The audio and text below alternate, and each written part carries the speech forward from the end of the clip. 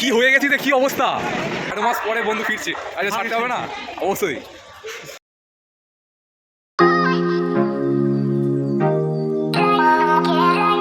Hello everyone, welcome back to my channel to a new blog.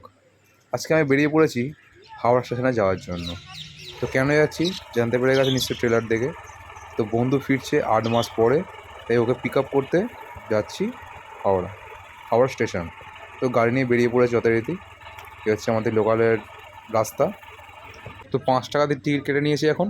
তো এখন চলে এসেছি টিকিয়াপাড়া স্টেশনে। টিকিয়াপাড়া স্টেশন থেকে ট্রেন ধরবো। তো এখন ট্রেন আসার সময় রয়েছে এখনও। তো প্রচণ্ড রোগ, একদম জনপ্রাণী নেই, স্টেশন পুরো খালি। তো চলে এসেছি এখন হাওড়া স্টেশন। তো ট্রেনে আসার সময় তোমাদের দেখাতে পারলাম না। তো পৌঁছে গেছি হাওড়া স্টেশনে। এই যে প্রচণ্ড মানুষের গ্যাদারিং, তো যথারীতি যেরকম থাকে আর কি স্টেশনের মধ্যে। তো এটা 20 নম্বর প্ল্যাটফর্মে দাঁড়িয়ে রয়েছি, ও আসবে 18 নম্বর প্ল্যাটফর্মে। তো অপেক্ষার অবসান, এখন দাঁড়িয়ে রয়েছি কখন এসে পৌঁছায়। ট্রেন ঢুকে গেছে কিন্তু এখনও পর্যন্ত এসে পৌঁছায়নি। আর এই সেই স্টেশনের বিখ্যাত পুরনো পাখা, বিশাল বড় ব্লেড। কিন্তু হাওয়া হচ্ছে, মনে হচ্ছে না পাখাটা ঘুরছে না, বাট গায়ে হাওয়া লাগছে।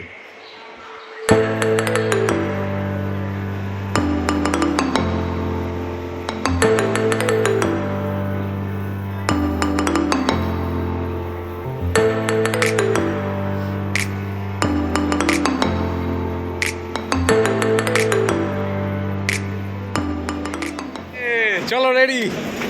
এই এত বড় বাক্স, কি হয়ে গেছি রে, কি অবস্থা?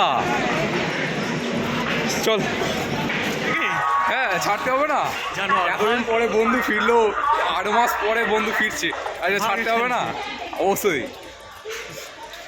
তো চলে এসছি এখন আমরা স্টেশনের বাইরে, এই যেখানে ক্যাবগুলো দাঁড়িয়ে থাকে আর কি।